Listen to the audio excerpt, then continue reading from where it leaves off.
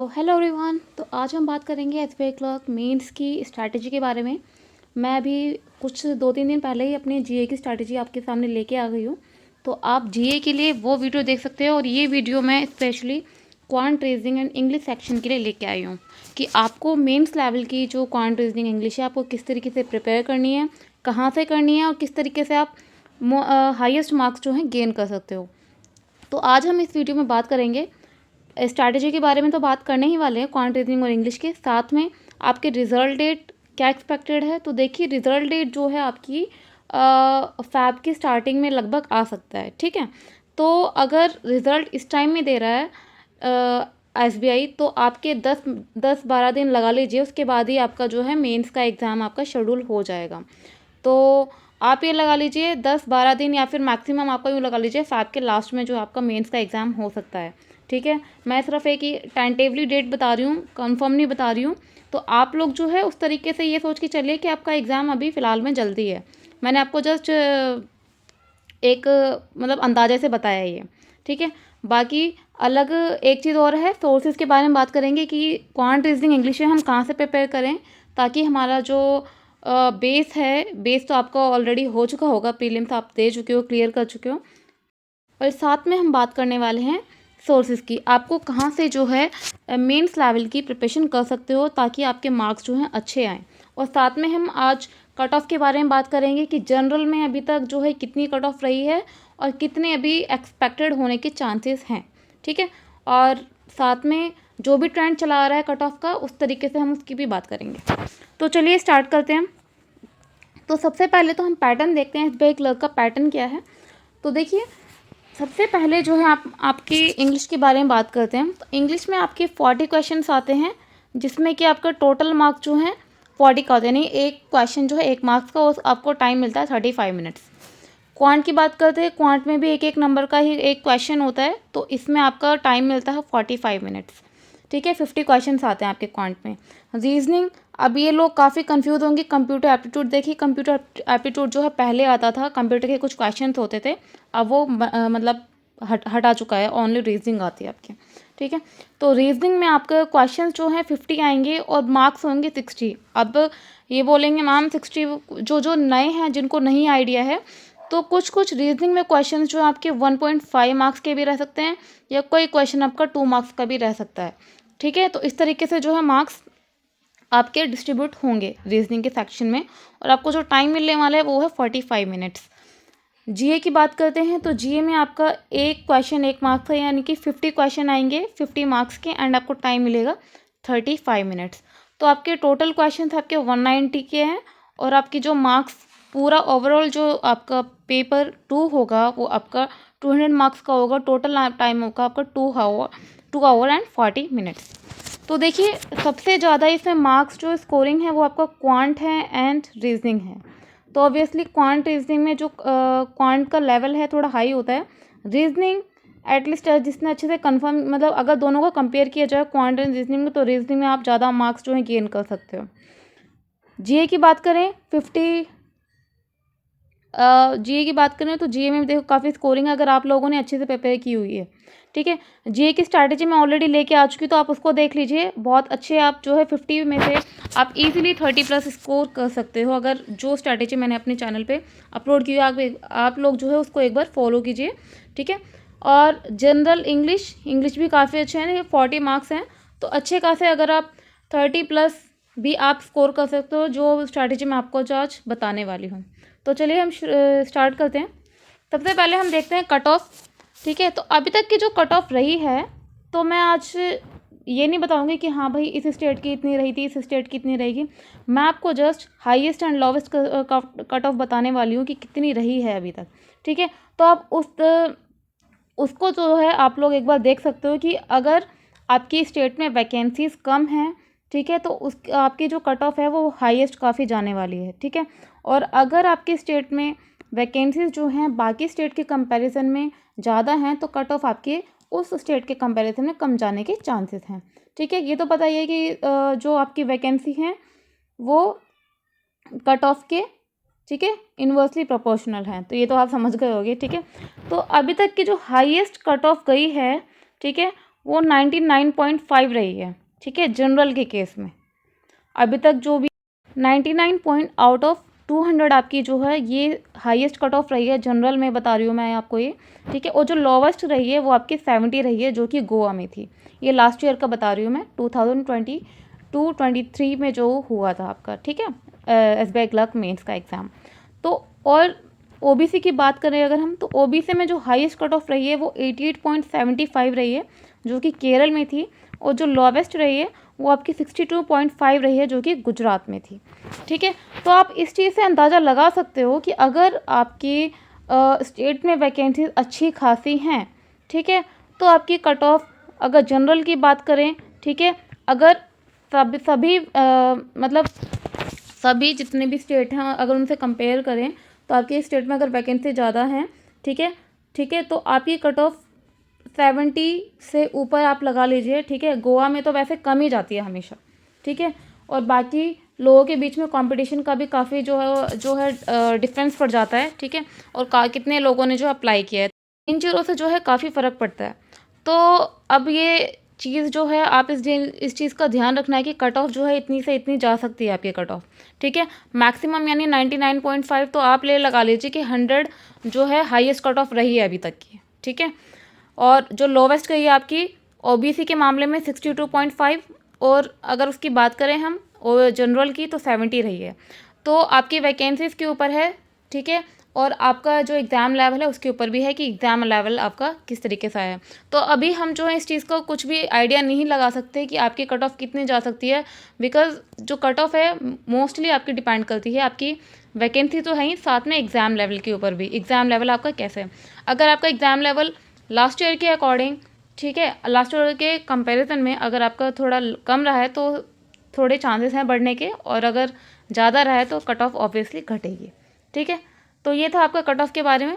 अब हम बात करते हैं स्ट्रैटेजी के बारे में, आपको जो है क्वांट, रीजनिंग एंड इंग्लिश आपको कैसे करना है। तो देखिए क्वांट की हम बात करते हैं सबसे पहले, तो क्वांट में जो है आपके क्वेश्चन पहले तो approximation, number series, quadratic equations, ठीक है, ये आप लोगों ने प्रीलिम्स में भी की हुई हैं, ठीक है, जो आपने एग्ज़ाम अभी दिया है। तो ये जो है आपके 15 मार्क्स का आता है।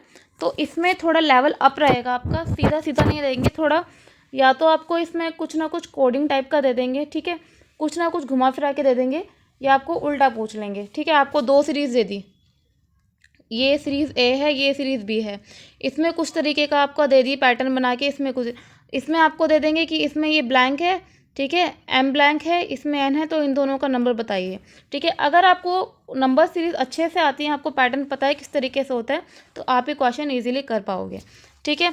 उसके बाद है आपकी लॉजिकल डीआई आती है, आपकी अरिथमेटिक डीआई है, और आपकी कैलकुलेट तो 100% आती ही है। तो जो डीआई हैं मोस्टली आप लॉजिकल डुएबल होती हैं, अरिथमेटिक भी डुएबल होती हैं अगर आपका अरिथमेटिक वाला पोर्शन अच्छा खासा है तो, ठीक है। कैलकुलेट थोड़ी टफ होती है, ठीक है, अगर हम कंपेयर करें इन दोनों से।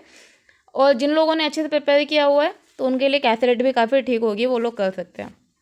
साथ में आपके अरिथमेटिक के 10 क्वेश्चन आते हैं समवट, और क्वांटिटी बेस्ड क्वेश्चन आपके यहाँ आते हैं, जैसे क्वांटिटी 1, क्वांटिटी 2, ठीक है, इनको आपको कंपेयर करना है, फिर आपका आंसर दिया होगा कि क्वांटिटी 1 बड़ी है या क्वांटिटी 2, ठीक है, या क्वांटिटी 1 इक्वल है या क्वांटिटी 2, ठीक है, इस तरीके से क्वेश्चन आते हैं आपको। अब बात ये आती है आपको इसकी तैयारी करनी कहाँ से है, ठीक है।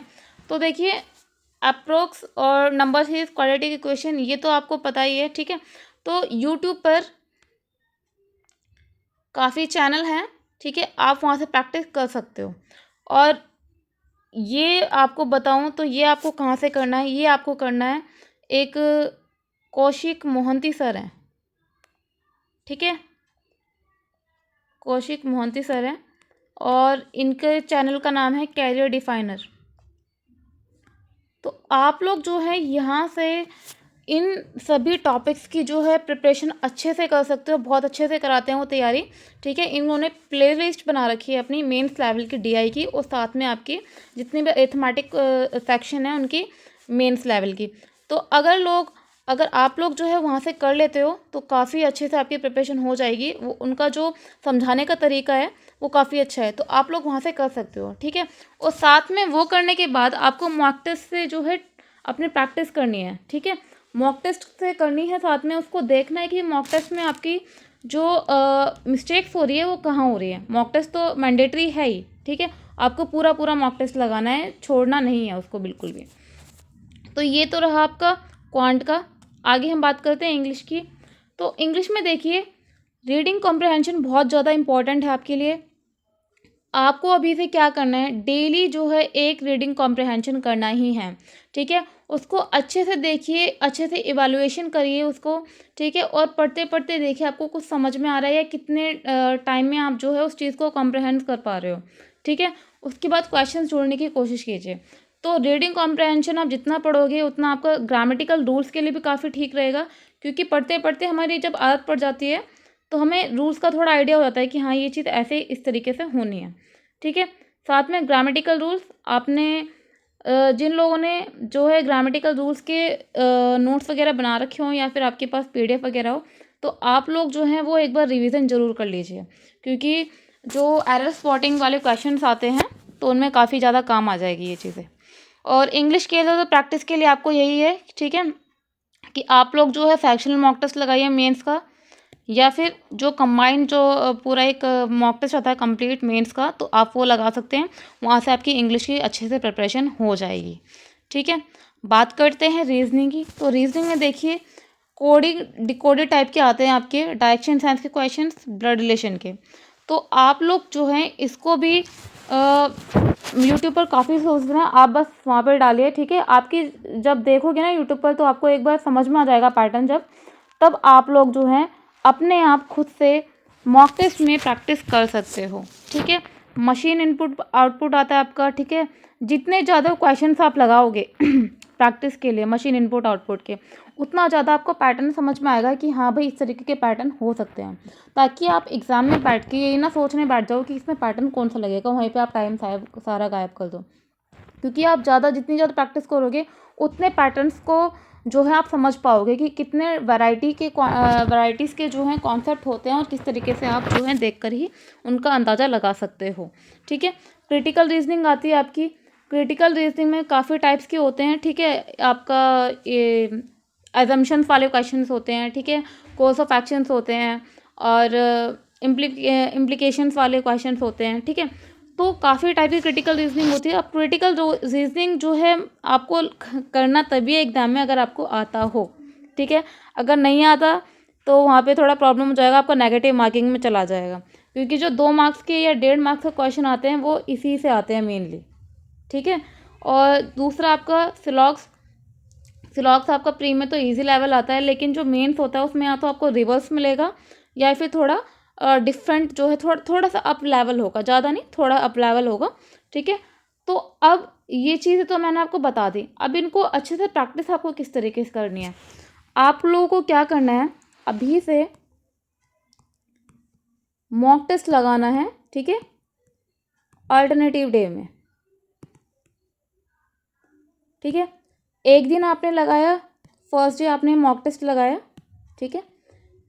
उसके बाद सेकेंड डे आपको क्या करना है, उसको एनालाइज करना है प्रॉपर तरीके से। इसको बस फॉर्मेलिटी नहीं करनी है कि एक क्वेश्चन देख लिया, दूसरा क्वेश्चन देख लिया, तीसरा क्वेश्चन देख लिया, नहीं।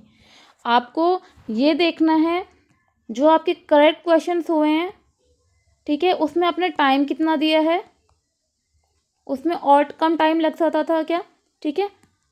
दूसरा ये है कि आपके जो रॉन्ग क्वेश्चंस हुए हैं वो क्यों हुए हैं, ठीक है। उनका जो है कॉन्सेप्ट आपको क्लियर करना है कि कौन से टॉपिक्स हैं, उस टॉपिक्स को थोड़ा रिफ्रेश किया जाए। और तीसरा ये है, आपने जो स्किप किए हैं क्वेश्चंस वो आपने क्यों किए हैं, ठीक है। स्किप का क्या रीज़न हो सकता है, या तो वो क्वेश्चन लेंथी होगा। अब उस लेंथी क्वेश्चन को देखना है कि वो वाकई में लेंथी था या फिर आपको देख के ही लगा कि वो अनडूएबल है, क्योंकि काफ़ी क्वेश्चन ऐसे मिलेंगे आपको कि लेंथी तो लगेंगे, ठीक है, लेकिन बहुत ईजी होते हैं वो, और इस कारण हम छोड़ देते हैं बस ये देख के कि क्वेश्चन बहुत लंबा चौड़ा है, ठीक है। तो ये चीज़ों को आपको एनालाइज करना है, और इन पर जो ये तीनों ही सब्जेक्ट के लिए हैं, क्वांट, रीजनिंग और इंग्लिश, ठीक है। तो इन सभी चीज़ों के लिए हैं। तो इस तरीके से आपको नेक्स्ट जो है एनालाइज करना है, देन अगेन उस टॉपिक पर आपको फोकस करना है जिसमें आपने जो भी तीनों एरर की हैं उनको ठीक करना है। उसके बाद और आपको मॉक टेस्ट लगाना है, ठीक है। पहले तो आप लोग जिनमें आप थोड़ा डाउन हों, जैसे आपके कुछ मैंने यूट्यूब चैनल बता दिए हैं जहाँ से आप प्रैक्टिस कर सकते हो, उसको आप पहले क्लियर कीजिए, उसके बाद मॉक टेस्ट लगाना स्टार्ट कीजिए। ठीक है। जीए के लिए मैंने आपके लिए अलग से वीडियो लेके आ रखी हूँ, तो आप वहाँ से देख लीजिए कैसे रीजनिंग, कैसे जीए का आप हाईएस्ट स्कोर कर सकते हो और कैसे जो है उसको टैकल करना है। तो ये था आपका क्वांट रीजनिंग एंड इंग्लिश के लिए। बाकी कुछ भी आपको डाउट लग रहा है, ठीक है, तो आप मुझसे कमेंट सेक्शन में पूछ सकते हो, या फिर मेरा एक टेलीग्राम चैनल है, वहाँ पर भी आप पूछ सकते हो एनी डाउट। ठीक है। तो आज के लिए इतना ही। बाकी आगे मैं ऐसी वीडियो लेके आती रहूँगी। सो आज के लिए इतना ही। Thank you.